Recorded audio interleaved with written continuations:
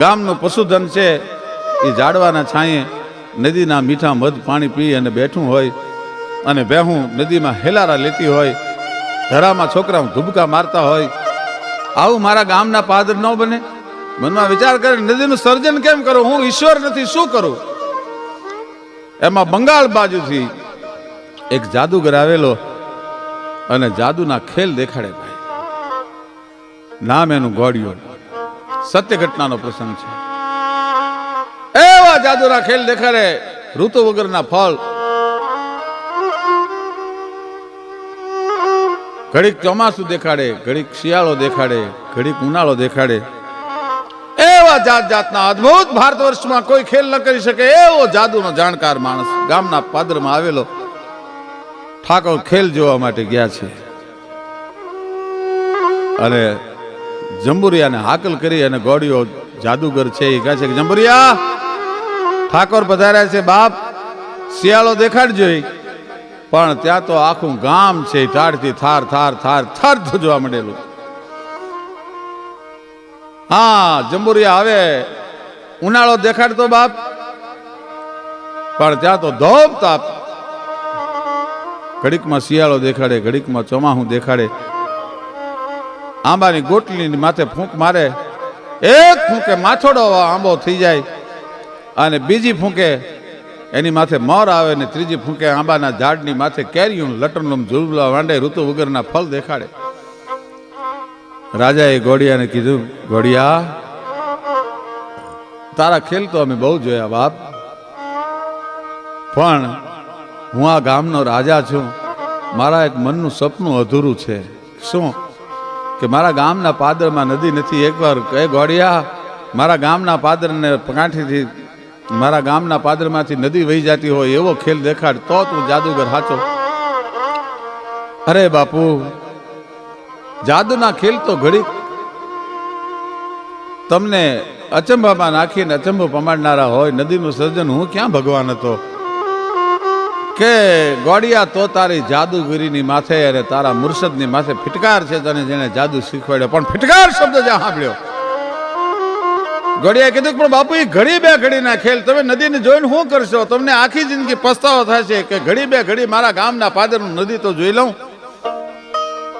અને ઘોડિયાએ કીધું તો કરો ગામને ભેળું અને પનેહારીઓને કયો કે માથે પાણીના બેડા લઈ અને પાણી ભરવા માટે આવે. ઘડીક નદીના મીઠા જળ ભરી લ્યો તમારા બેડામાં.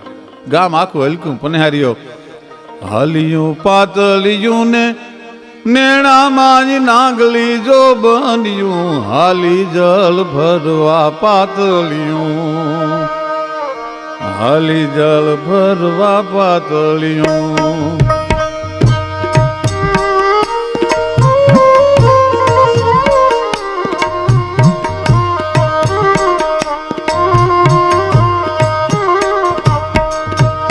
હાલિયું પાતળિયું ને નેણામાં નાંગલી જો બન્યું, હાલી જલ ભરવા પાતળિયું. કાંબી ઉલર કટે હરી ગને ગમ કે ઘુઘરિયું, ગમ કે ઘુઘરિયું. એ ગમ કે ઘુઘરિયું ને પગમાં જણ કે ઝાંઝરિયું, હાલી જળ ભરવા પાતળિયું.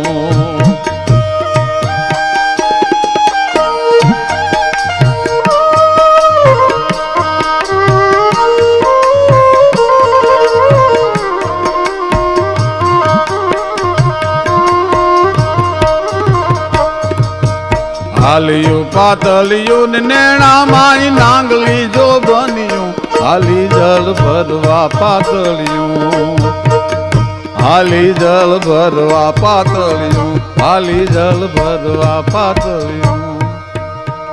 આખું ગામ હેલે ચડ્યું છે. મેદની હકડી ઠેઠ જામી છે અને અહીંયા ઘોડિયાએ મંત્ર ભણવાના શરૂ કર્યા. પણ ત્યાં તો આખું ગામ અચંબામાં પડી ગયું. ગામને પાદર ખાળ ખાળ ખાળ ખાળ ખાળ કહેતી નદી એ દેખાણી ગામને. રાજા એવું શાબાશ ઘોડિયા, શાબાશ ઘોડિયા, શાબાશ ઘોડિયા. કે બાપુ આ તો બે ઘડીના ખેલ છે, હમણે નદી અદ્રશ્ય થઈ જશે, હમણે નદી વહી જશે. પાણી ખોબો ભરીને પીવું હોય તો પી લ્યો નદીનો, અને બાયુ બહેનોને કયો પાણી ભરવા હોય તો ભરી લે.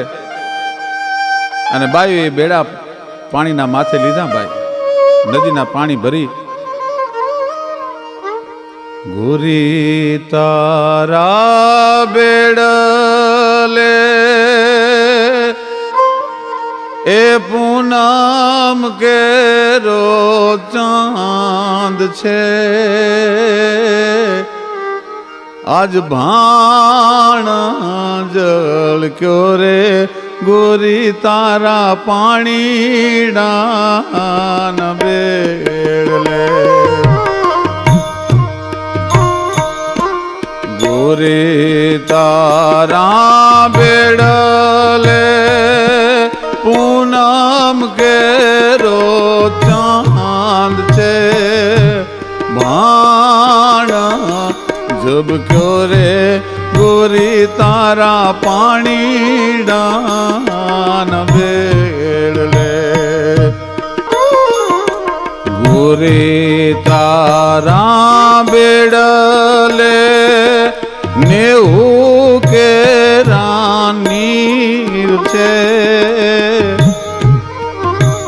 મારો જીવ તરશો રે ગોરી તારા પાણીના બેડલે.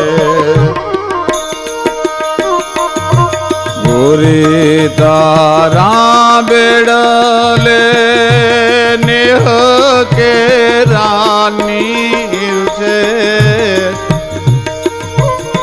મારો જીવ તર્યો રે ગોરી તારા પાણીના બેડલે. જીવ તર્યો રે ગોરી તારા પાણીના બેડલે. જીવ તરશો રે ગોરી તારા પાણીના બેડલે. માથે ગોરીઓ પાણીની હેલું લઈ અને હાલતી થઈ છે.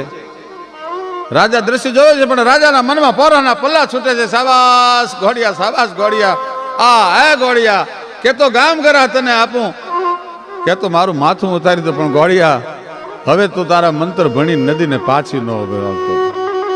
ઘોડિયો કે બાપુ, એ મંત્રની હારે તો અમારા જીવ જોડાણેલા હોય, જેનું સર્જન અમે કર્યું હોય જાદુથી, જાદુને અમારે પાછો વાળો જોઈએ બાપુ, ને તારે અમારું મોત થાય.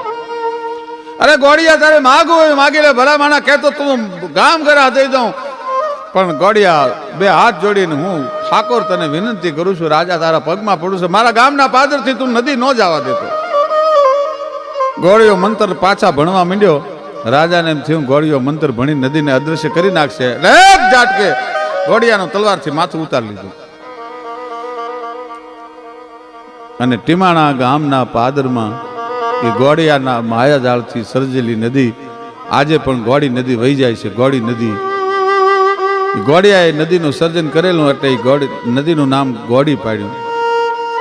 રાજાનો કોપ ન ઉતરે એટલે ગોળિયાનો જે કુટુંબ પરિવાર, કુટુંબ કબીલો બધો હતો એ બંગાળથી આવેલા પાછા બંગાળમાં વિયા ગયા. ભાઈ નાનો એવો 7-8 વર્ષનો દીકરો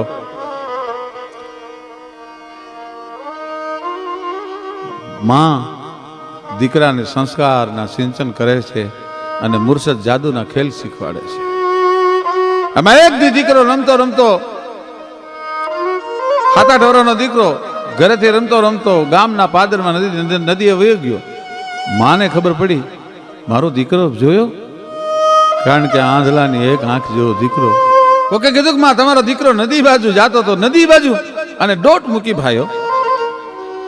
ત્યાં તો એ ગોળિયાનો દીકરો નદીમાં પગ જબોળી અને વાદળની હારે વાતું કરે છે. દોડી માએ તેડી લીધો. અરે હા હા હા હા મારા બાપ. ક્રોધ એટલો બધો ચડેલો કે આ દીકરાને મારવો, નદી બાજુ કોઈ દી જાય નહીં, કારણ કે નદીએ તો એના બાપનો જીવ લીધો છે. બેટા અહીંયા શું કરતો હતો તું? માં હું વાદળના છોકરાની હારે વાતું કરતો હતો. વાદળના છોકરા હારે વાતું? તો કે હા. શું કહેતા હતા વાદળના છોકરા તને? માં મને વાદળના છોકરા એમ કહેતા હતા. શું? ઊંચા કરી બે હાથ ને રે ઘડીક ઉભલો રે જે બાળા રાજા તને તેડી જશું ગમે દેશ વિદેશે. મને વાદળના છોકરા બોલાવતા હતા, માં એમ કહેતા હતા ગાલે અમારી ભેળો, અમે તને દુનિયાની સૈર કરાવશું, દુનિયાની યાત્રા કરાવશું. બાળા રાજા તને તેડી જશું અમે દેશ વિદેશે. પછી તે વાદળના છોકરાને શું કીધું કે મેં એટલું કીધું મારો બાપ નથી, મારી માં એકલી છે. ના રે બાપુ મારી માવલડી વાટું જોશે ને રોશે. ના રે બાપુ મારી માવલડી વાટું જોશે ને રોશે. મારી માં મારા વગરની રોશે, મારો બાપ મરી ગયો, મારી માં નોંધારી છે.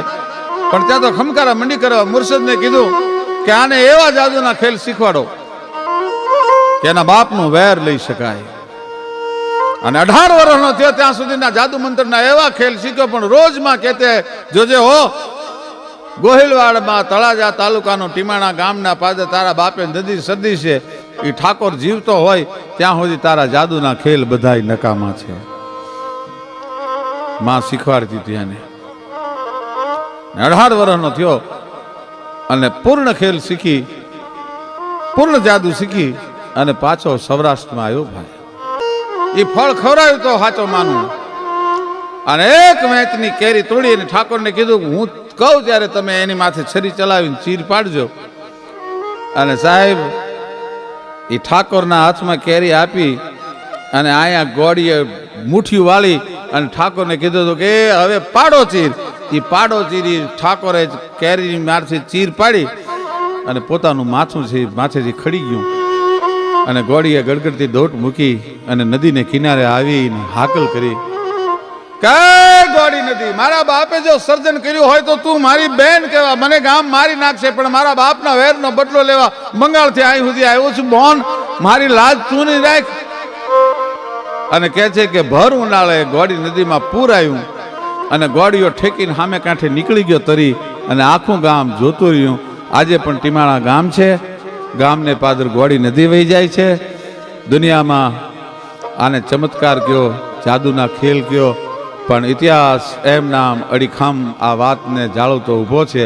અને મેઘાણીભાઈ એટલા માટે કહે છે કે સૌરાષ્ટ્રમાં આવી ખમીરવંતી જાતિઓ જન્મી છે ત્યારે આપણે એને હજારો વખત વંદન કરવાનું મન થાય. કાઠી ખસિયા વસાસુર રજપૂત જામેર ગોહિલ ગીર બંકા ખડગના ખેલની રંગ ભૂમિ મહી જંગના વાગતા નીત ડંકા. પોતાના ગામના પાદર નદી અને ગામની પ્રજાના સુખ માટે ઠાકોરે પોતાનું બલિદાન આપી દીધું. ગોળીએ બાપનો વેર વાળી લીધું અને ટીમાણા ગામને પાદર નદી ઊભી છે ત્યારે સિંધુડા સૂરજા ભીરુને ભડકરે. એ બારવટિયાને એમ થયું કે 8-8 દિવસથી ઉપવાસના કડાકા વેઠીએ છીએ, એક ટાણાનું અનાજ નથી. આ બાઈના ઘરેણાથી ભૂખ ભાંગી જાય, દાળદર ભાંગી જાય એટલા બાઈ ઘરેણા પહેરી નીકળી છે. કાદુ પાસે લઈ જાય ને કાદુ પાસે લઈ ગયા. પોતાના હાથનું ઓસીકો કરીને ડુંગરાની કંદરામાં કાદુ મકરાણી ગીરનો હાવ જ હૂતો જ ભાઈ. પણ આમ જ્યાં એકને લઈ અને પોતાના 2 જુમાનડા આવે છે અને જોયા ત્યાં કાદુની આંખ બદલાણી ભાઈ. 12 પ્રકારના વટને ધારણ કરી અને જે પોતાના અન્યાય થયો છે અને ન્યાય મેળવવા માટે રાજની સામે લડે અને બારવટીઓ કહેવાય. 12 પ્રકારના વટને ધારણ કરે. બેન દીકરીની સામે જોવાય નહીં, બેન દીકરીનું સીલ લૂંટાય નહીં, સાધુ અને બ્રાહ્મણની ઉપર હાથ ઉપાડાય નહીં, ધર્મના કામમાં કોઈ દિવસ એમ કહેવાય છે કે ધાડ પડાય નહીં. એવા 12 પ્રકારના વટ જે ધારણ કરે. કાદુ મકરાણીના બારવટાનો નિયમ હતો બેન દીકરીની આળ ન કરવી. કાદુને એમ થયું કે મારા જુવાનોને ખબર નહીં હોય અને હાકલ છૂટી ગઈ ભાઈ. આય કાફરો, આ દીકરીને લઈને શું કામ આવ્યા તમે? કે મકરાણી અમે નથી આવ્યા, એણે કીધું છે કે મારે મકરાણીને મળવું છે. મકરાણી ઊભો થયો ભાઈ, પણ હાવ જ કહેવાળી ખંખેરીને ઊભો થાય આળો મરડીને, એમ આજ કાદુ મકરાણી ઊભો થયો. દીકરીની પાસે જઈને એટલું કીધું, બેટા તારે મને મળવું તું? હા બાપુ, હું ઘરેણા પહેરીને મારા ધણીને ભાત દેવા માટે તૈયાર થઈ, ત્યારે મારી હાહુએ એમ કીધું, ઘરેણા ઉતારીને જાઓ વહુ, નહીતર તમારો બાપ કાદુ તમને લૂંટી લે. એટલે ઓરડામાં જઈ અને મેં બીજા ઘરેણા પહેર્યા. એટલે મારી હાહુએ કીધું કે વહુ તને ખબર નથી પડતી, ઘરેણા ઉતારવાની વાત કરું છું. ત્યારે મેં કીધું કે પહેલા પહેર્યા તો હાહરવેલના હતા ને આ બીજા મારા પિયરના પહેરીને જાઉં છું. મકરાણી મારી હાહોને જવાબ દઈને આવી છું, બાપ દીકરીને કેમ લૂંટે છે જોવા માટે આજ હું આવી છું. ઘરેણા લેવા એટલે લઈ લે તું. પણ બારવટીઓ કોઈ દી ધ્રુજે નહીં, બારવટીઓ કોઈ દી રોવે નહીં, પણ બારવટા કાદુ મકરાણી નામના બારવટિયાની પાપડના પડદા ભીના થઈ ગયા. સાબાસ મારા હોરઠની દીકરી, સાબાસ સાબાસ સાબાસ થવા માંડ્યો ભાઈ. અંદરથી ખમકારા માંડ્યા નીકળવા. બેટા હવે તને લૂંટવાની વાત તો એક બાજુ રહી, મારે તને લૂંટાય નહીં, પણ તું તો મારી દીકરી થઈ કહેવા. તું જયારે હારે તને વળાવી હશે તેથી હું તને કાંઈ આપી શક્યો નથી, અને દીકરીને ખાલી હાથે મળાય નહીં. બેટા 8 દિવસથી આ જંગલમાં ઉપવાસના કડાકા વેઠું છું, તને દેવા જેવું મારી પાસે કાંઈ નથી, પણ તને ખાલી હાથે પાછી ન મોકલાય. આ મારા ગુરુની આપેલી મારા હાથમાં જે વીંટી છે એ મારો પ્રાણ વયો જાય, પણ આ વીંટી કોઈને દઉં નહીં. પણ દીકરી આ વીંટી તને કરિયાવરમાં આપું છું, અને તારે હાહુને જઈને કહી દેજે કે હવે તને લૂંટવાની વાત તો એક બાજુ રહી, પણ તારા 7 ગામના હિમાડામાં જો પગ મૂકું તો હું કાદુ મકરાણી ન કહેવા. ટેકેલા પુરુષો આ ધરતીમાં જન્મ્યા છે. ઝવેરચંદ મેઘાણી લખે છે કે મુળુ માણેક નામના બારવટિયાને, વાઘેર બારવટિયાને જેથી અમરેલીની કોર્ટમાં રજૂ કરવામાં આવ્યો એને ફાંસીની સજા થયેલી હતી, અને અંગ્રેજ અધિકારીએ એટલું કીધું કે આય મુળુ, એકવાર સલામ કરી દે, તારા બધા ગુના માફ. મુળુ મકરાણીએ કીધું, સાહેબ ફરીવાર બોલતો. હું તે કીધું કે એકવાર સલામ કર મુળુ માણેક, તારા બધા ગુના માફ. કે સાંભળી લે સાહેબ, મારો મુળુ મૂછે હાથ અને બીજો તરવારે તવા, પણ હોત જો ત્રીજો હાથ તોય નર અંગ્રેજને નમત નહીં. આ અંગ્રેજ બોલા, મારો એક હાથ મૂછની ઉપર હોય છે અને એક તરવારની મૂઠની ઉપર હોય છે. કદાચ ભગવાને ત્રીજો હાથ આપ્યો હોય ને તોય ગોલા હું તને સલામ ન કરું. ભલા માણસ, ફાંસી આપી હોય તો આપી દે. મુળુ મૂછે હાથ, બીજો તરવારે તવા, હત જો ત્રીજો હાથ તોય નર અંગ્રેજને નમત નહીં. આ તો બધા ઇતિહાસના પ્રસંગો છે, જૂના પ્રસંગો છે, પણ જનેતાને એના ધાવણનું એટલું ગૌરવ હતું. આઝાદીનો સંગ્રામ ચાલતો હતો. નહીં ભાલા, નહીં બરસિયું, નહીં તરવાર્યું તોપ, પણ તારું કટક કાળો કોપ વણ હથિયારે વાણિયા. તારી પાસે નહીં ભાલા, નહીં બરસિયું, નહીં તરવાર્યું તોપ. મોહનલાલ કરમચંદ ગાંધી નામના પોરબંદરના વાણિયાને બ્રિટિશરોએ આફ્રિકામાં અડધી રાતે રેલવેમાંથી ઉતારી મૂક્યો. તેથી મોહન ગાંધીએ પ્રતિજ્ઞા કરી હતી કે તમે મને અડધી રાતે ટ્રેન છોડાવો છો, પણ જો હું અડધી રાતે તમને ભારત ન છોડાવું તો માનજો કે હું વાણિયો નહોતો. પ્રતિજ્ઞા લઈ લીધી, સૌરાષ્ટ્રનો વાણિયો ભણાવો, જેવો તેવો નહીં. અને દુલ્લા કાગી વાણિયા માટે કડી લખે છે, બહુ સરસ કડી છે કે મદ સત્તાને બળીને ભાભરતાને ગોલ્યા, પણ એક ઘોલ્યો ગોલાણો નહીં વાણિયો. જે ત્રાજવડે પૃથ્વી બ્રહ્માંડો ને તોલ્યા, પણ એમાં એક તોલ્યો તોલાણો નહીં વાણિયો. ચોગરદમ ગંધારાની માતાના મનમાં એક દીવડો પ્રગટાવી બેઠો વાણિયો. સોરઠ પે વારી કે વારી જાઉં પોરબંદર પે, એવો વાણિયો. આઝાદીનો સંગ્રામ ચાલે સાયમન કમિશનનો વિરોધ કરવા માટે લાલા લજપતરાય 200 જણાના ટોળાની હારે ગયેલા. એમાં જનરલ સાન્ડર્સ અને જનરલ સ્કોટ નામના 2 અંગ્રેજ અધિકારી હતા. લાઠીચાર્જનો હુકમ થયો. એમાં જનરલ સાન્ડર્સના હાથમાં જે હોકી ફરતી હતી, એ ફરતી ફરતી છે, એ હોકી લાલાજીના કપાળમાં લાગી ગઈ. હેમરેજ થયું, એનું અવસાન થયું. એને દેહને દર્શન કરવા માટે મૂકવામાં આવ્યો. બધાય જ્યારે આવ્યા, એમાં ભગતસિંહને ખબર પડી ભાઈ પણ મર્દ શીશ પર નવે, મર્દ બોલી પહેચાને, મર્દ ખિલાવે ખાજ, મર્દ ચિંતા નહીં માને, મર્દ લેજ અરદેજ, મર્દ કો મર્દ બચાવે, ગહરે સા કરે કામ, મર્દ કો મર્દ અહીં આવે. એવું મર્દનું ફાડ્યું ભગતસિંહ ભાઈઓ. બધાય દર્શન કરવા માટે ગયા ને એમાં જયારે ભગત દર્શન કરવા માટે ગયો ત્યારે લાલાજીનો જ્યાં મૃતદેહ પડ્યો છે એની પાસે જઈને ભગતસિંહજી છે એ લાલાજીના ચરણને સ્પર્શ કરીને પ્રતિજ્ઞા કરે છે. કાય લાલા, અત્યાર સુધીમાં તને ગમે એ માણસે ગમે એવી અંજલિ આપી છે, મને ખબર નથી, પણ કાલનો સૂરજનારાયણ ઉગે ને સૂરજનારાયણ હાથમે એ પહેલા તારા કપાળમાં હોકી મારનાર અંગ્રેજ ગોલાને આ જગતના ચોકમાં જીવતો રહેવા દો તો હું ભગતસિંહ નહીં ભાઈ. પ્રતિજ્ઞા લઈ લીધી. બીજે દિવસે અંગ્રેજ અધિકારીનું બંગલામાંથી બહાર નીકળવું, ભગતસિંહની રિવોલ્વરમાંથી ગોળી છૂટવી, અંગ્રેજ અધિકારીને ભડાકે દીધો. આ સમાચાર છાપામાં આવ્યા.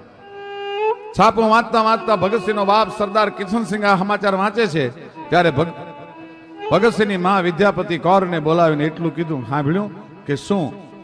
કે મને આ ખૂનમાં ભગતસિંહનો હાથ હોવાની શંકા છે.